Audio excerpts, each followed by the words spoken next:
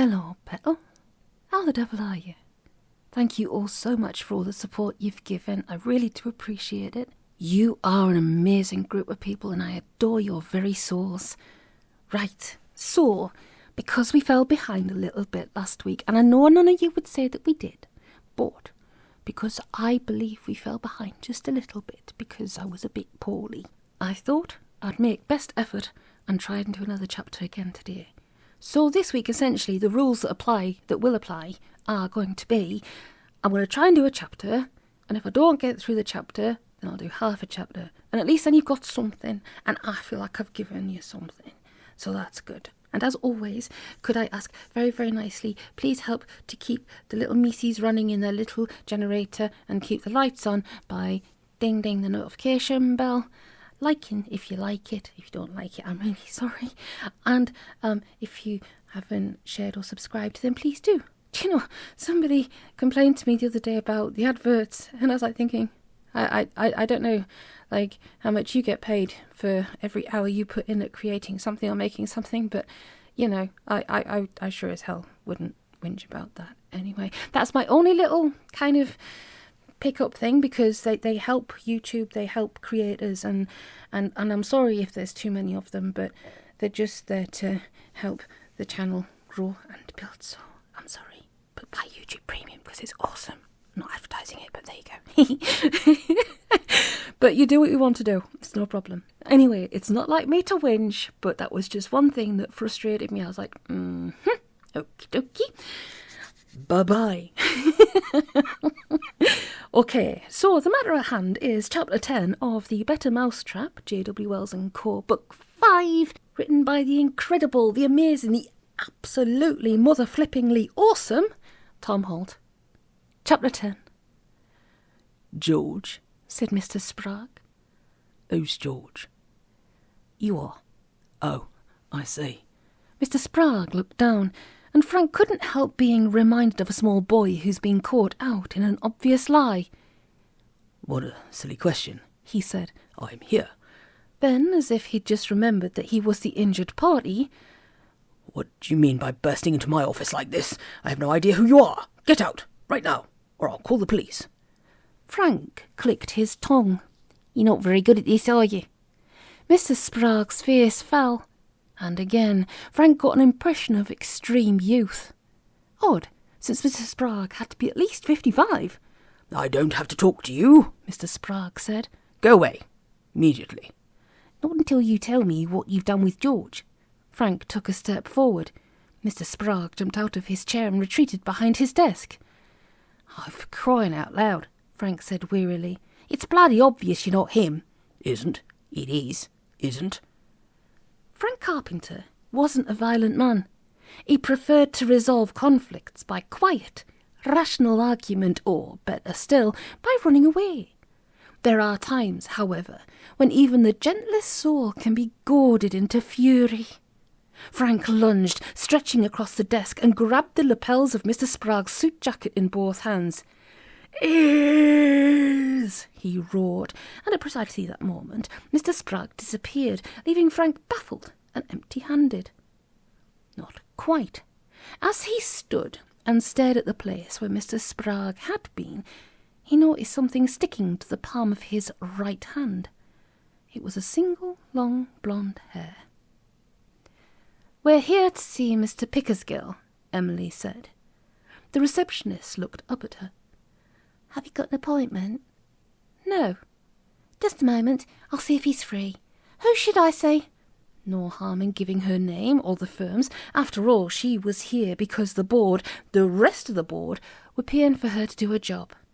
"Emily Spitzer," she said. "Carrington's." "I'm afraid he's on the phone right now," the receptionist said. "If you'd care to take a seat, I'll ring through as soon as his call's finished." This time, Erskine had brought something to read. Well, he would have, wouldn't he? It had been a suggestion rather than a direct order, but obviously he'd taken it to heart, considered it, and seen its self-evident merits. Probably written it down in a notebook. The book he'd selected was Hasdrubal and Singh on Banshee Management. Emily had been told to read it for her final exams, but she'd never managed to stay awake past the introduction.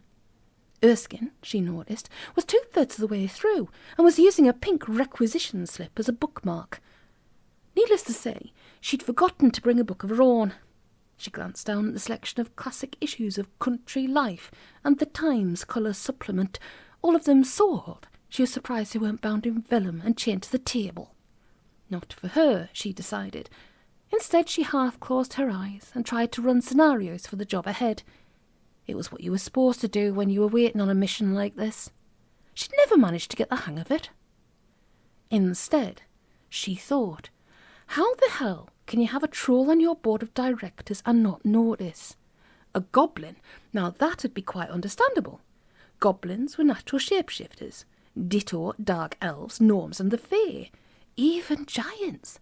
There were some very short giants, and some of the full-sized ones had techniques for shrinking down to normal proportions for up to 72 hours. A really smart giant, with access to the right equipment, could probably pass for a human indefinitely. Or at least until his morphic signature began to break down under the strain. But trolls? No. Sunblock and dark glasses helped them cope with the daylight issue.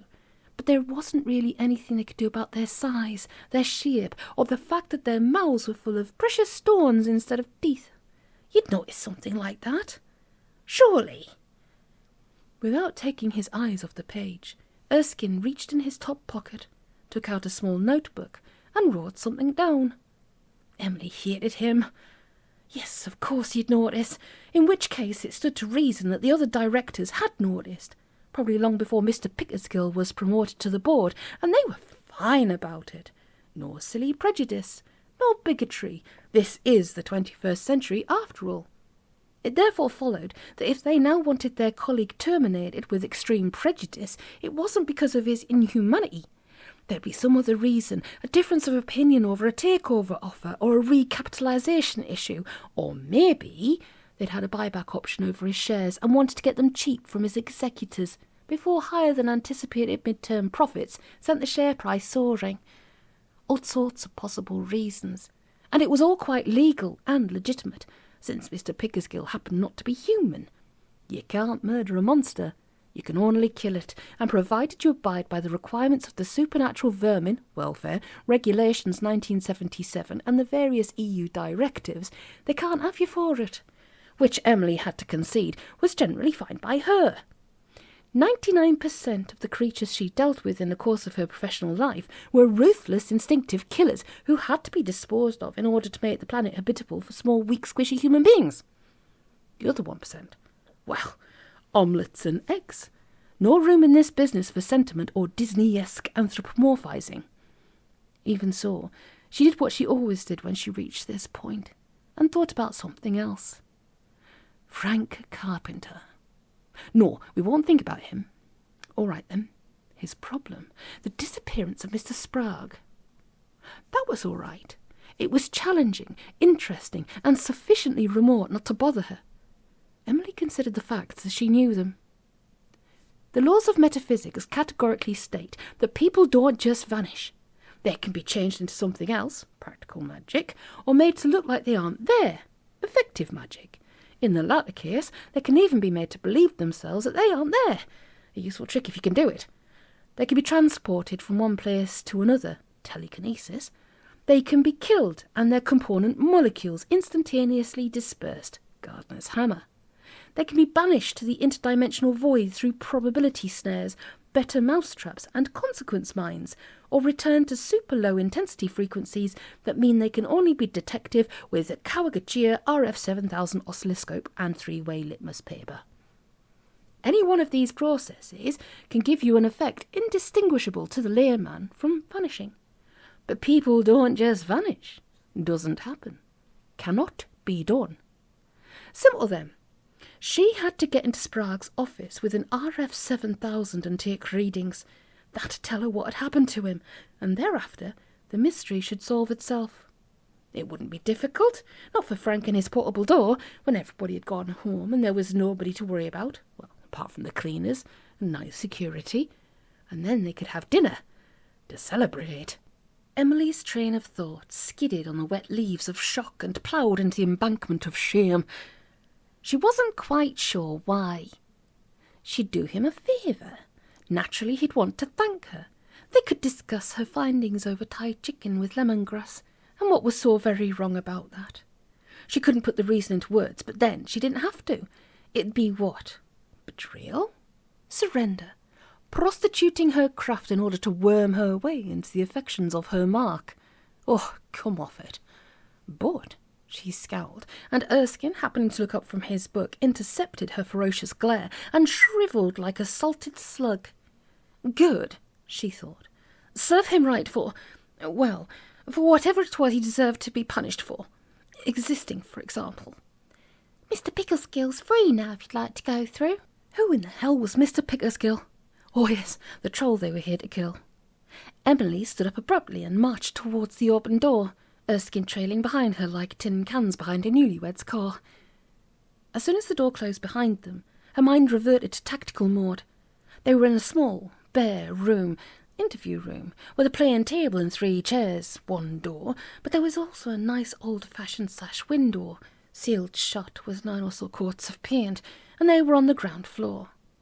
She glanced through it and saw a grubby, overshadowed courtyard, empty apart from a colony of wheelie bins, escape route, in case things went wrong.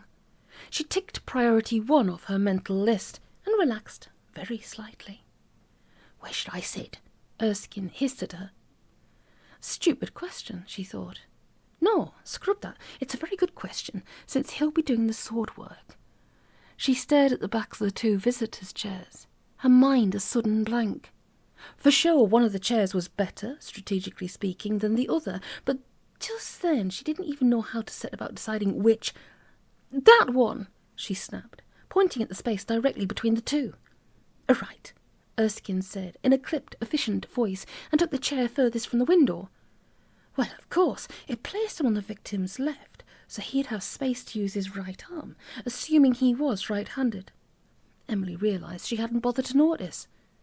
The door opened, and a troll walked in. Other than his size, 8'2" at a guess, there was nothing remotely intimidating about Mr. Pickersgill.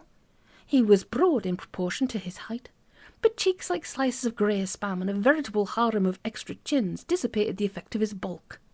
He was bald, with a shiny pointy head that rose through a chaplet of fuzzy white hair like a mountain through clouds. He wore thick lens gold-rimmed spectacles and a plain dark blue suit with the sort of tie that only gets bought by children for Daddy's birthday. I can't kill that, Emily thought. Mr. Pickersgill smiled.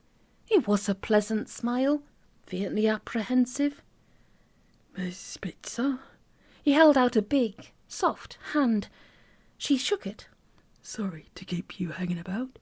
Call from one of our suppliers. Now then. He waited for them both to sit down, then lowered himself carefully into his chair. What can I do for you? Erskine was looking at her. He was practically quivering, like a dog watching a rabbit. She gave him a tiny frown. Oh, God, she thought. It was, she realised, all about spiders. As a little girl, she'd squashed spiders because she was terrified of them. Really wasn't anything else she could do. She couldn't leave them be, in case they ran up her leg. Unthinkable. Yuck. She couldn't catch them alive and put them out the window, because that'd mean touching them. She didn't have the dexterity or the quick reactions to trap them in matchboxes. But a swift, decisive blow with a long-handled hairbrush turned them into a smear on the wall, and that was the problem solved. The killing aspect, an inoffensive living thing brutally and arbitrarily crushed to death, never crossed her mind. Then later, she killed spiders because they scared other people, and by then she was hardened to it. After that, spiders, dragons, vampires, manticores, harpies, the world was a better place without them. An article of faith, and no grey areas. A few brown, sticky ones, maybe, but no grey. Mr. Pickersgill, on the other hand, wasn't a spider, not even by Emily's extended definition. He was just a rather large man, whose skin happened to be the colour and texture of pumice. He didn't invalidate the spider principle, it just didn't apply to him, that was all. Which left her in an awkward position, with only one way out. She took a deep breath. I work for Carrington's, she said. He nodded. Excellent firm, he said. By the way, how's old Colin Gomez these days? He did a marvellous job for us once. Infestation of pixies at our Swansea plant. Had 'em all cleared out in no time. We hardly lost any production. She thought about the pixies. The recommended method was cyanide gas. It was Mr. Gomez who sent us, she said, on behalf of your fellow directors. She'd hoped that this would probably be enough to send the penny tumbling through space, but he just looked mildly puzzled. Oh, yes. That's right. They hired us to kill you. Mr. Pickersgill froze, all apart from his eyes, which turned round and huge. Magnified by his glasses, they looked like fried ostrich eggs. Because, she went on, you're a troll, and, as you probably know, trolls count as supernatural vermin, which means they can be killed, well, any time, so long as you obey the regulations. She paused, to give him a chance to digest what she'd just said. He seemed to be having trouble with that. Killed, he repeated. Heavens. Now, Emily continued, and to her surprise, her voice sounded level and calm. You can tell by the fact that you're still alive that, well, I've got a few issues with this assignment. Issues? She nodded. The way you people run your company is none of my concern, she went on. But I'm assuming they want you out of the way for some other reason besides you being a... Quite. Yes. Fine. On the other hand, help me out here, damn you, you've got to appreciate my position. If I go back to my bosses and tell them I didn't do the job because I don't like the thought of killing someone because they're a nuisance to their business colleagues, I'll quite probably lose my job, and, no offence, my career means more to me than your life does. Perfectly reasonable view, Mr. Pickersgill mumbled. Perfectly reasonable. So, she was making terribly heavy weather of all of this. She knew. I'm asking you, if you can think of any way I can not kill you without disobeying a direct order and being told to clear my desk by 5:30. Pause. I'm open to any sensible suggestions, but I'm afraid I'm going to have to hurry you along a bit. I'm sorry, but I've got a whole load of paperwork to catch up on when I get back to the office. It's all right. Mr. Pickersgill held up a doormat-sized hand. I do apologise. This has come as something of a shock, but I think I can see a way. Would you mind very much waiting here for a moment while I see to something? I'll get Denise to bring you some coffee and biscuits. The biscuits turned out to be ginger nuts and rich tea. Emily watched Erskine eat one of each and not die of arsenic poisoning, then helped herself. The coffee was good too. Proper filter coffee, not instant. Excuse me. She replied with her mouth full. With all due respect, Erskine said, and you could believe he actually meant it. Should you have done that? I mean, warn him and... No. Oh. No. I should have let you chop his head off with a magic sword. Then we'd have got the work order signed by one of the other directors and gone back to the office. But I didn't feel like doing that, so I didn't. Ah. Short, thoughtful silence. This is one of those ethical things, isn't it? Emily sighed. Listen, she said. Actually, you may want to write this down. Ready? Notebook out. Fire away. Good. In this business, she said slowly, we don't do ethics. As far as we're concerned, ethics is a Southern East Anglia pronounced with a lisp.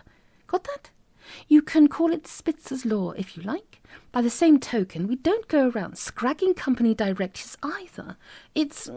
She paused, trying to think in Erskinian terms. It's beneath the dignity of our profession. We have an understanding with the mafia. We don't rub out people's business rivals. They don't tamper with the fabric of perceived reality. It's perfectly simple, and it's I after E in perceived. Right. Erskine reversed his pencil, erased a few letters with the rubber end, and made the correction. So, what do we do? Emily frowned. Good question. We drink our coffee, she said. There was a long, pensive silence after that. It lasted until the door opened and Mr. Pickersgill came back in. He was smiling and holding an envelope. There was blood all round his mouth. I've discussed the matter with my colleagues, he said, and we won't be requiring your services after all. I've signed a cheque for your wasted time and call-out charges. I've left it blank. Perhaps Colin Gomez could be kind enough to fill in the correct amount. Please give him my regards, by the way. He put the envelope on the desk. There was a big red thumbprint on the back flap. "Your colleagues," Emily said quietly. Mr. Pickersgill burped and apologised. "My former colleagues," he said. "Thank you so much for your sensitivity and discretion. I'm sure we'll be doing business again in the near future." He took the handkerchief from his top pocket and dabbed at the blood around his mouth. "I'll see to it that the new board puts all our supernatural work your way in future. It's the least I can do." He winced sharply and put a hand on his chest. "Dear me," he added. "Indigestion. My doctor did warn me about eating between meals." Erskine, she noticed with a small degree of pleasure, had gone ever such a funny colour. "That's all right, then," she said. "We'll be getting back to the office. Nice to have met you." "The pleasure was all mine." Mr. Pickersgill beamed at her. "Let me show you out." He led the way back to the front office. Emily followed, with Erskine trailing nervously after her, hugging the golf bag in his arms like a baby. At the street door, she shook hands once again with Mr. Pickersgill, trying hard not to see what was under his fingernails. Then he reached inside his mouth with a forefinger and thumb and tugged at something. She heard a brittle snapping sound. Then he reached for her hand and pressed something in it. "A small token of thanks," he said. She hesitated, then glanced down. It was slightly damp, about the size of the top joint of her thumb, and it sparkled. "They grow back," Mr. Pickersgill assured her with a pleasant smile. Then he noticed Erskine, who was standing there looking fuddled. "And one for your colleague, of course," he added. "Really, you shouldn't," Emily started to say, but by then Mr. Pickersgill had broken off another tooth and pressed it into Erskine's hand. He stared at the troll as though he'd just kissed him on the mouth, then looked at what he'd been given, yelped and dropped the golf bag. It came open at the neck, and the magic sword slid out like a landed fish. Mr. Pickersgill looked at it with an expression of extreme distaste. "Yes, of course," he said, in a slightly strained voice. Well, you'd have had to. I can quite see that. Allow me," he added, as Erskine went to retrieve it. He stooped down, an impressive performance given his size, and took hold of the sword's hilt. It screamed. "I'm so sorry," Emily heard herself say, as embarrassment flooded her mind. "They're programmed, you see, and technically you're a—" The scabbard fell off the blade, and it twisted in Mr. Pickersgill's hand until he dropped it. The sword fell to the floor, nicking his trouser leg on the way down. Mr. Pickersgill hopped out of the way with an agility hard to credit in such a large creature. "I do apologise," he mumbled, his eyes fixed on the sword, which was still quivering a little as it lay on the carpet. "Thoughtless of me. I do hope I haven't damaged it in any way. If there's anything like that, you must send me the bill. I insist." The sword shuffled half an inch towards him across the carpet, its edges shining blue. Magic swords will cut through anything, but they're criminally lacking in tact. "Put it away," Emily hissed, but Erskine was frozen solid. She darted forward and grabbed the sword like a mother pulling her child out of a fight. She was prepared for it, but even so, as her hand closed around the hilt, she was filled with an urgent need to strike, send the troll's head spinning off its shoulders. Without stopping to think, she snatched at the scabbard and ran the blade down into it. She felt the sword shiver, then relax. "Oh dear," Mr. Pickersgill was saying. "Now you've cut your finger. Lorraine, plasters and disinfectant. Quickly, please." News to her. Emily glanced down and saw a little red line on the pad of her middle finger, like a paper cut. Instinctively she put her finger to her lips and licked it. "Please don't bother," she said loudly and clearly. "It's just a—" But the receptionist was already there, with enough medical supplies to equip a hospital. Emily gave up and held her hand out obediently. As she did so, she had the strangest feeling. It was very faint, and it was definitely centred in her hand, though gradually starting to creep up her arm. But the nearest thing she could compare it to was the wonderful clarity of hearing you get just after you've had wax syringed out of your ears. Silly, of course, because you don't hear with your fingers. "There you are," the receptionist said brightly. "Good as new." That was what she said, and Emily had heard it perfectly clearly, every word. At the same time, though, just as if someone else was speaking simultaneously, she could just make out the same voice. Load of fuss about nothing, as if I didn't have enough to do. Only very quiet, just on the threshold of her hearing. She stared at the receptionist, who smiled pleasantly, gathered up her first aid stuff and went back to her desk. Thanks, Emily muttered. Now, we really must be going. Goodbye, Mr. Pickersgill. Come on, you. Goodbye, Miss Spitzer. Horrible, vicious creature. Get rid of it. Make it go away. Safe journey. Hope it falls under a bus. Serve it right. Vicious, nasty. See you again, I hope. By the time she'd reached the pavement outside, her head was spinning and her whole body felt like one enormous bloated ear.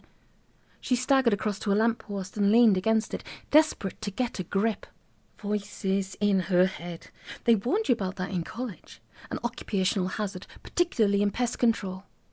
If you're lucky, they go away again after a bit. But whatever you do, don't listen to them or do what they tell you. And most especially, don't be tempted to raise an army and drive the English out of Aquitaine. But no, it wasn't that sort of voice. It wasn't telling her to do anything. It wasn't really a voice in that sense. It was more like... Yes, that was it. More like the simultaneous translations they have at the UN or Brussels, but without the slight time lag. When the receptionist and Mr. Pickersgill had spoken to her, she'd heard them twice, the words said out loud and a translation.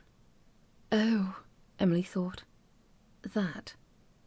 Are you all right?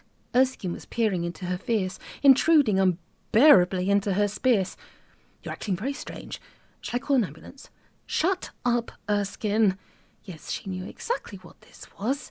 She'd read about it years ago in mythozoology, except she hadn't. She screwed up her eyes as though peeling onions. The sword.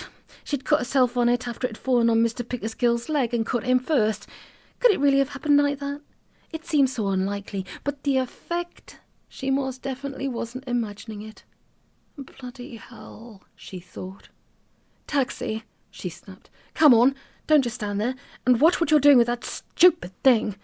Erskine sculled away, leaving her feeling weak but somehow lightened, as though someone had turned the gravity down by a third, just for her, because if she was right, and it was what she thought it was... She blinked 3 times in a row. It was amazing. People had died trying to achieve what she'd just done by accident, and just think of the advantages. And the drawbacks, she reminded herself. The drawbacks. Erskine had caught a taxi. It was sitting purring at the curb, its door invitingly open. She managed to wobble across the pavement, nearly banged her head on the doorframe, and flopped into a wonderful, comfortable seat. She heard the door slam, and the driver said, Where to, miss? Nice arse, tits too small, bit on the chunky side, but... Cheap side, she snapped angrily, and you're disgusting. Oh, right you are, miss. The taxi jolted along steadily for a while. Emily didn't feel like talking, and Erskine just kept turning the diamond tooth over and over in his hand. Is this worth a lot of money? He asked eventually. Yes. Oh. Pause. Do you think... are we allowed to keep them, or... Depends, she said, too worried to bother looking at him. Depends on what? On whether you're stupid enough to tell anyone you were given it. I see. Another pause. But don't you think we should? No. Right. Another pause. I'm sorry about what happened with the sword. Emily sighed. Forget it, she said. Just try not to be so clumsy next time. I will, definitely. What did happen with the sword? What? Oh, I see what you mean. Well, basically, it's allergic to trolls, and goblins, and dark elves, and vampires. Instruments of darkness, generally. It's so the bad guy can't take your sword off you in a fight and use it against you, assuming the bad guy isn't human, of course. She grinned. That's the sort of assumption intended to make back when magic swords were in fashion. Naive or what? I understand, thank you. Erskine took a long last look at his diamond and put it away. That troll, he said. Mr. Pickersgill? Nod. Did he? Yes. What, all of them? Emily shrugged. I don't know. Presumably he took out enough of them to make sure he had the majority shareholding.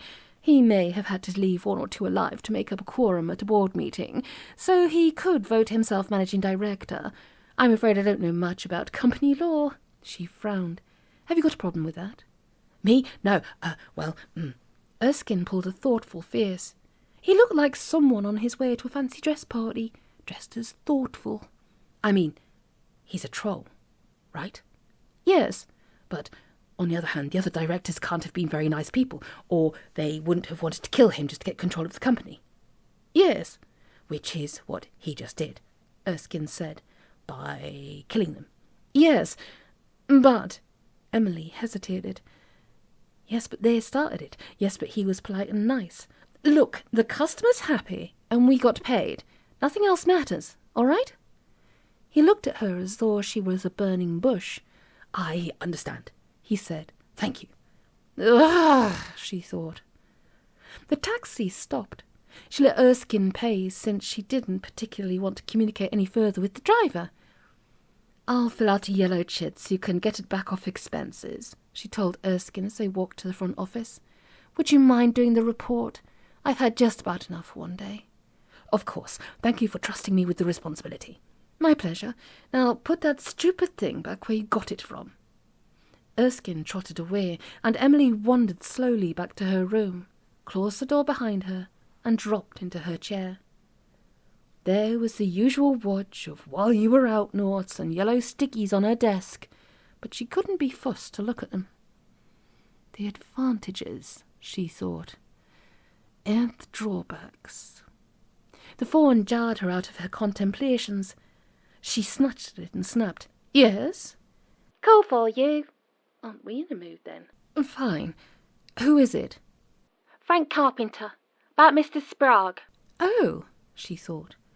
Put him through. Connecting. What did your last slave die of? Click. Then Frank's voice, saying, Hello?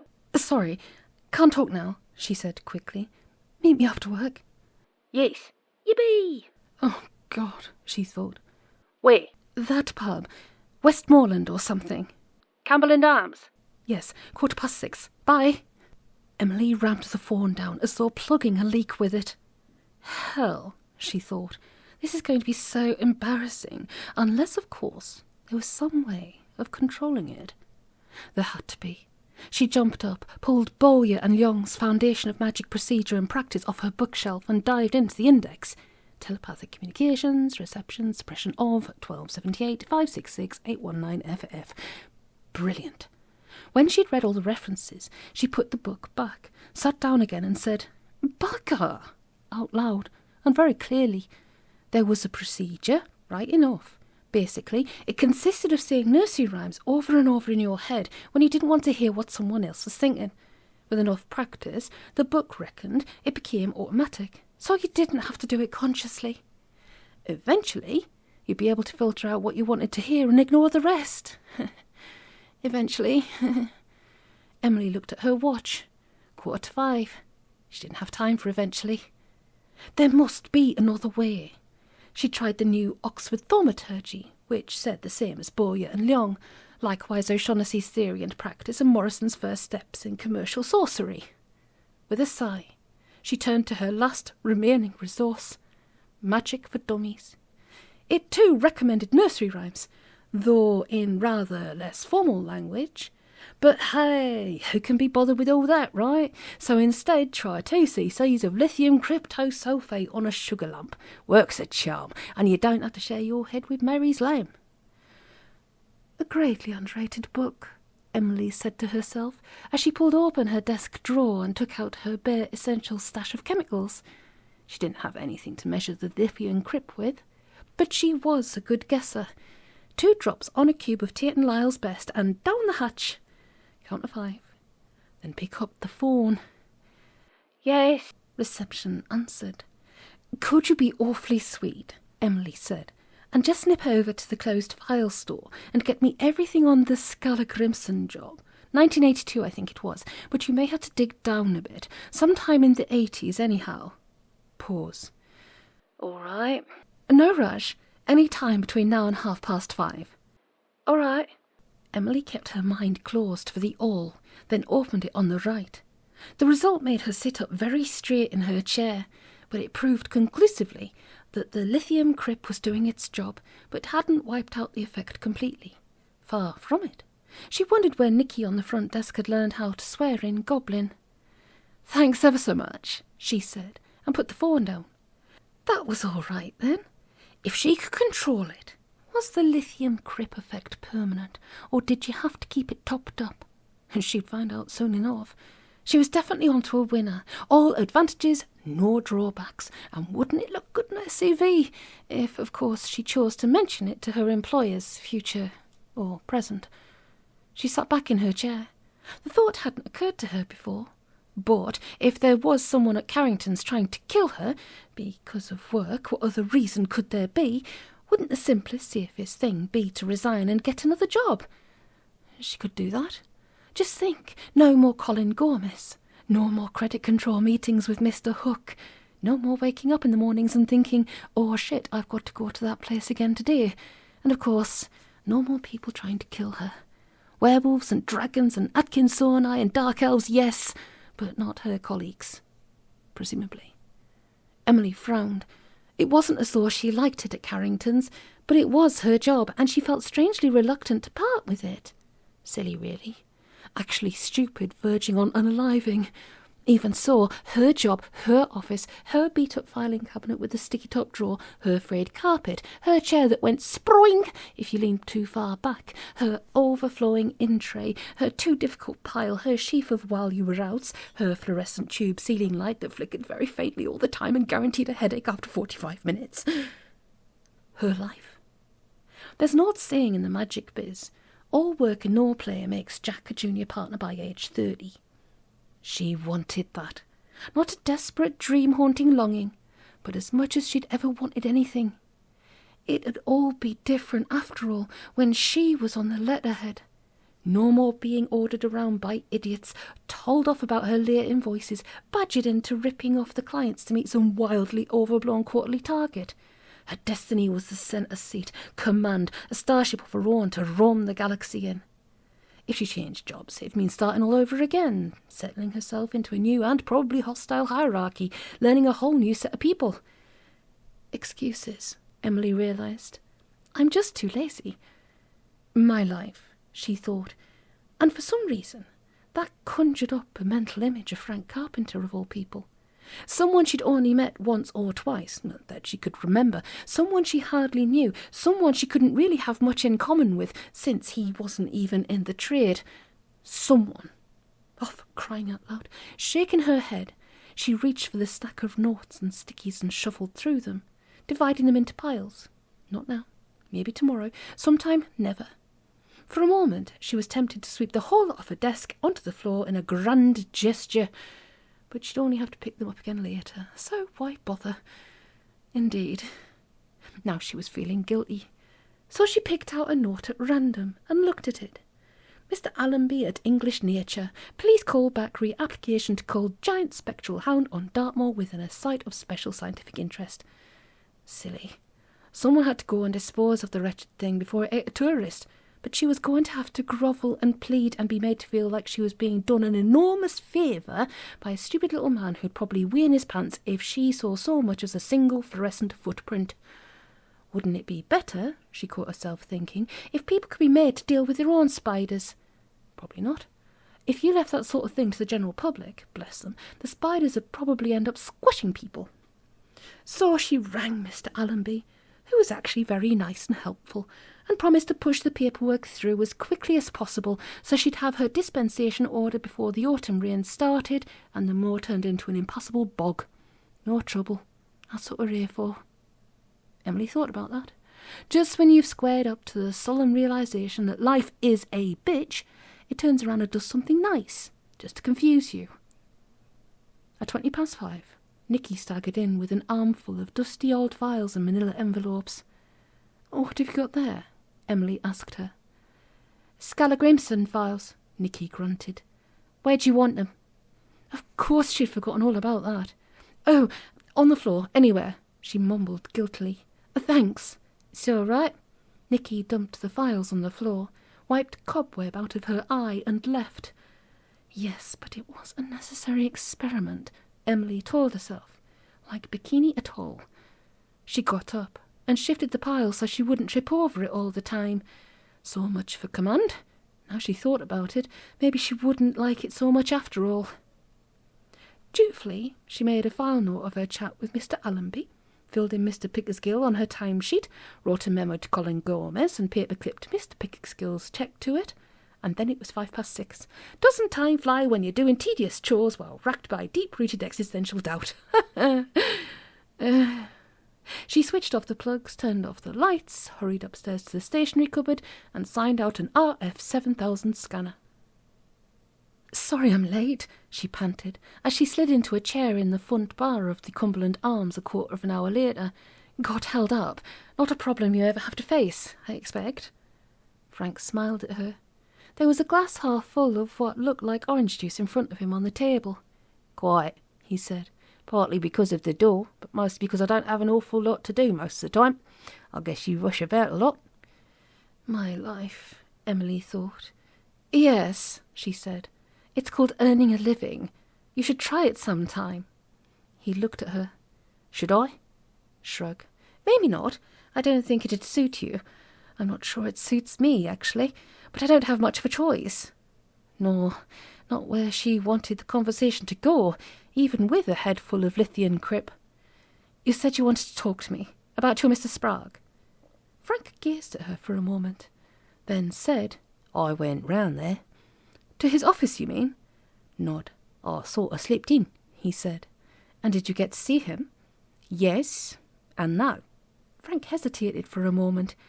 "I saw something, but I'm not sure what it was." "Oh." "I mean," he went on quickly, "it looked just like George, but it definitely wasn't him. More or less admitted it even. But when I tried to," he smiled feebly, "actually, I sort of made a grab at it, and it vanished." "I see." "And all I was left with," he went on, "was this." From his pocket he took an envelope, a New Zealand stamp, Emily noticed, and for a moment she wondered what it must be like living with the door. He picked out a single human hair. "Oh, I grabbed at him," he said. "Actually got a grip on his collar, and then fut, like turning off a light, and I'm pretty sure this wasn't in my hand before. I mean, I don't know anybody with long blonde hair." "Except me." They looked at each other for a moment. Then she leaned forward and picked the hair up, tweezering it between a thumbnail and her forefinger.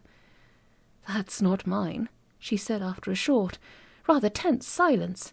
"For one thing, it's your actual movie-star blonde, as opposed to—" "Mouse? Mellow light brown. Hang on," she added, pulling the scanner across the table towards her. "Just as well I brought this." Frank's eyebrows huddled. "What is that?" "Technology," she replied. "Don't worry about it, but it might." The little screen flickered and the annoying welcome message came up. "Come on," she growled, and the screen went blue. "It takes a minute or two," she said. "Ah, a Microsoft product." "No, but almost as bad." "Right, here we go." Emily picked up the hair and laid it on the screen. "Well," she said, "it's human, for what that's natural, no signs of chemical treatment, but it has been subjected to an intense transmorphic field at some time in the last 48 hours. She prodded some buttons, saw at the screen as a little hourglass icon popped up, prodded another button and twiddled a little rollerball thing. "If it says program not responding, it's going to get an unscheduled flying lesson." Ah, that's better. She studied a clutter of symbols that Frank didn't recognize, then looked up at him. "I'll hang on to this," she said, sweeping the hair back into the envelope. "Just a hunch, but I think I may have an idea about this. It's perfect, you see." He gave her a puzzled look. "Perfect?" She nodded. "Absolutely perfect. Hair any woman would die for. No colour, no conditioner or jojoba root essence or moisturiser or any of the crap we spend billions of dollars a year on as a species. Just perfect. Natural hair. Doesn't that strike you as just a bit suspicious?" Frank said. "Well, no." Emily glanced at him. "That's because you're a man," she said. "But you can't help that." She took the envelope away in her bag and switched off the scanner. It chimed at her and she winced. You don't happen to have your friend George's home number, do you? No. Pity, because I'm prepared to bet he won't be there if I call him, or at the office, or anywhere. First thing in the morning, give him a ring. I'm 99% sure he won't be at his desk tomorrow, not unless... Where are you going? Won't be a tick, don't go away. All right. Would it be okay if I got myself a drink? Only this is supposed to be a pub, you see, and it's been a long day. Fine, Frank said, and scampered off in the direction of the lavatories. Emily got herself a drink with plenty of gin in it. By the time she returned to the table, Frank was back. You were right, he said. Not there. You found him? At the office, he replied. Tomorrow morning. Mr. Sprague won't be in today. Well, tomorrow. He shook his head. I know, confuses the hell out of me sometimes too. So, he went on, leaning forward a little. How did you know that? She smiled. All right. He could nip off to the toilet and portable door into the future to make a phone call, but she knew things. It's magic, she said. Oh. It's a Chinese invention, she went on. Like most things, really. You can take a bit of yourself. Hair's the usual choice for obvious reasons, though a bit of toenail clipping will do, or even a gob of spit, and turn it into a replica of yourself. Sort of like cloning, only magic. So cheaper, quicker, and you don't need specialist equipment or a license or anything. If you're really clever, and there's only a few people in the trade right now who can do this, you can turn it into a copy of someone else. Oh, Frank said. That's quite. Emily frowned. It has its limitations, of course. The replicant is usually pretty basic. They're not generally very bright, for one thing. They've only got very limited memory capacity, and you can get the appearance fairly exact, but the personality is usually a bit sketchy. If you want to do a thorough job of replacing someone, you're better off transfiguring a whole animal or making a golem. For a quick and dirty job on the fly, though, it is a useful technique. Frank wallowed about in the unfamiliar concepts for a moment. You think that's what this is? She nodded. When you grabbed at him, I guess you overloaded the programming and it broke down, turned back into a hair. Hence, no Mr. Sprague at the office tomorrow, and if I'm right about where that hair came from... Yes? She shook her head. Let's not jump the gun, she said, and don't you dare go forward through that door thing of yours and find out. If I'm stuck in boring old linear time, I don't see why you shouldn't be too. Okay, he said, rather solemnly. And thank you. I think I'd be dead from bewilderment poisoning by now if it wasn't for you. Which only goes to show, he added, how high my bewilderment threshold is, since I didn't actually understand a word of what you've been telling me. But that's all right, he added quickly, as she opened her mouth. Just so long as one of us knows what's going on. I'm not all that fussed if it wasn't me. He pulled a face and nodded toward the scanner. What is that thing anyway? And don't say technology again. Emily smiled. It's a scanning device, she said. Just as well I brought it along, wouldn't you say? Talking of which, she hesitated, then said, Have you got any plans for the rest of the evening? A look came over Frank's face, which she had difficulty interpreting. No? Why? Well, she said, I thought we might go over to your Mr. Sprague's office and take some readings, see if we can pick up any morphogenic residue decay signatures. Oh, I mean, yes, if you think it'd help, that'd be great. Wonderful. Thanks ever so much. Again, she wasn't quite able to read his expression, and for just a moment she was tempted to override the lithium crip and listen in, but no, she couldn't do that. It'd be unethical, and a gross violation of his sentient rights. Also, she was a bit afraid of what she might hear. Right then, Emily said, finishing her drink and standing up. Let's get going. For some reason, Frank didn't seem as enthusiastic as she'd been expecting. Odd. After all, he'd asked her to help him solve the Sprague mystery, and here she was, all energy and do it now, and he seemed disappointed. Not quite, but almost, as he swilled down the dregs of his orange juice and got to his feet. We'll use the door, he said. I assumed we would. She said it ever so casually, but in spite of everything, years in a trade, seen it all, done it all, a tiny part of her was squeezing its hands and hopping up and down in excitement. Look at me, everyone, I'm going through the actual portable door. Isn't that just so amazing? Colin Gomez had never been through it, or Mr. Hook, or even Amelia Carrington herself. So cool. And even further back in her mind, in the grubby back streets where she preferred not to go, a little voice said, "You know, a thing like that, it's wasted on him. I mean, not even in the biz, doesn't know how it works, could be really dangerous in the hands of the clueless. But if we had it..." And then the rest of her mind reflected that when a part of you starts talking in the plural like that, it's only a matter of time before it starts mucking up its grammar and saying precious a lot. She closed her mind to the little voice and it crept away to its lair in the gilt stacks. There was a convenient alleyway behind the pub, with a nice broad brick wall. Emily watched Frank tap the door out of its cardboard tube and flick it against the bricks like a veteran fly poster. She hadn't really watched closely before, not enough to observe the fine details with a professional eye, the way the lines went so subtly from 2 to 3 dimensions, the way it flowed rather than popped into existence. There was enough material for a doctorate, and he hadn't even turned the handle yet.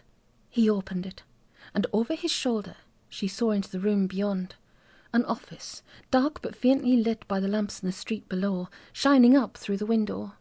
It was the sort of perspective that creased your mind, and instinctively she looked away. But he was hissing, "Come on," at her, and she felt ashamed. She followed him, heard the door click, and then he leaned past her to catch it as it unrolled off the wall. "We wants it. Yes, precious, we wants it for our own." "Stop that," Emily ordered herself. Even so, there was a line in the marriage service that referred to worldly goods. Whether the door counted as worldly was perhaps a moot point, but if they somehow metamorphosed into a cup bowl, in her mind's ear the word sounded strange, bizarre, even faintly obscene. Surely Frank would have no objection if she wanted to borrow it, just now and then, for a specially demanding job. She shook her head, rattling the voice about until it shut up. "Switch the lights on," she snapped irritably, "before I fall over something." A moment later, there was a click and a whoosh of bright white light from the overhead tubes. Mr. Sprague's office turned out to be just another enclosed space for making money in. The desk was bigger than hers, maybe, the chair a bit more sumptuous and commanding. But the framed photo of anonymous wife and child was in almost exactly the same place on a desktop as its counterpart in Colin Gomez's room, and the two people in it wore exactly the same long-suffering expression. It's a basic law of magic that all places are one place, and where offices are concerned, it's literally as well as metaphysically true. "I'll set up the scanner," Emily said. "Great," Frank replied awkwardly. "Anything I can do?" For a moment, he could have been Erskine, a superfluous life form with the potential to get under her feet and impede her in the execution of her duties. "What? No, I mean, yes," she added quickly, "because he wasn't Erskine. Keep watch. Let me know if anyone's coming." "Right." Hesitation. "How exactly?" Good question. She'd said it because that's what they say in films, and then the spare character goes off stage somewhere while the hero does his stuff with his impressive techie gizmo. "Just keep still and don't interrupt," she said, because every meaningful relationship is founded on total honesty. She was both surprised and impressed when he did exactly as he was told. In her experience, men were creatures who stood over you saying, "What does that bit there do?" and "Are you sure you've got that the right way up?" Maybe, Emily thought, he really is the only man in the world for me. The screen flickered. The annoying chime made her jump. She pulled down the functions menu and tapped the little pad with the tip of her forefinger. A shoal of Mortensen data flooded the screen, and she frowned and ran the cursor across to analyse. The screen went dark. Technology, she thought. Oh well, nothing for it but to reboot and start a... "How's it?" "Shh, sorry." The flicker, the bloody stupid chime, the little dancing hourglass that she hated so much. The functions menu, the Mortensen numbers. "Now we're getting... Bloody hell," she said as the numbers vanished. The screen flashed brilliant white 2 or 3 times and then filled with an image she'd never seen on it before, a single sea blue eye gazing straight at her. Under different circumstances, she'd have assumed it was a practical joke, a virus, an Easter egg, something of the kind. Sad, technically proficient members of the profession had been known to play funny games along those lines, though the screen-filling eye was invariably red and usually bordered with darting flames. Intuitively, she knew this wasn't anything like that. For one thing, CGI doesn't jam your windpipe or turn your knees to aspic. The eye on the screen was too real. It wasn't just pixels dancing on the face of a tube. It was alive and looking at her with amused, malicious interest. Emily had a nasty feeling that she could put a name to it.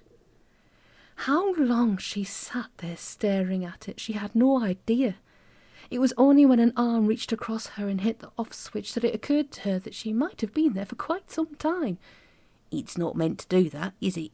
"Erskine." "No, Frank." Frank's voice, calm but worried.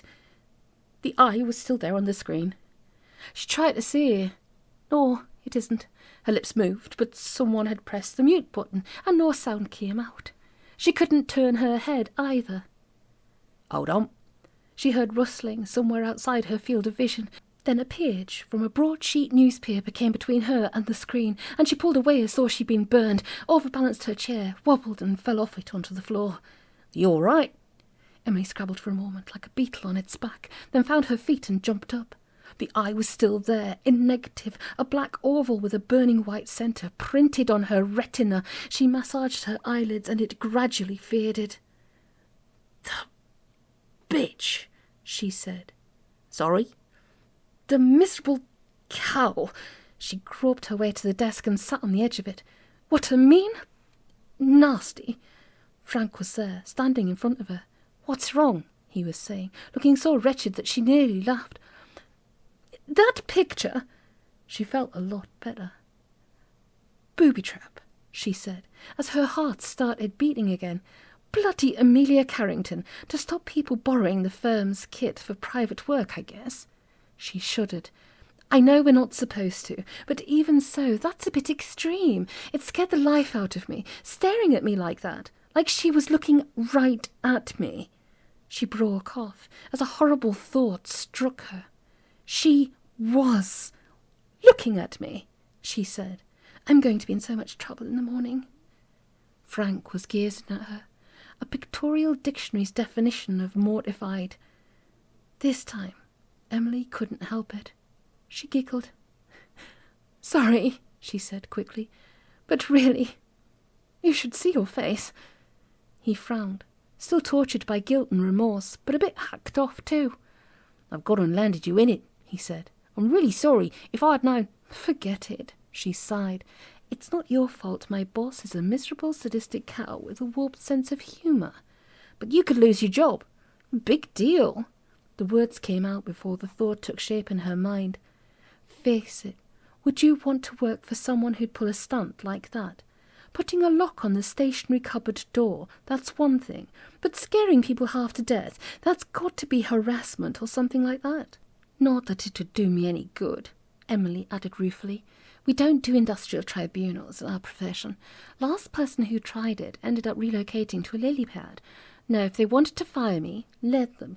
But they won't. I do a good job and bring in money. I'll just get a bollocking, that's all." "Well, that's bad enough," Frank said. "Come on, let's get out of here before it gets any worse."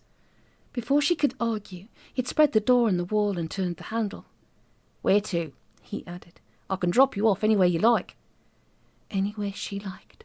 Just say the word. Venice, Acapulco, Barbados, the Alps, the Serengeti.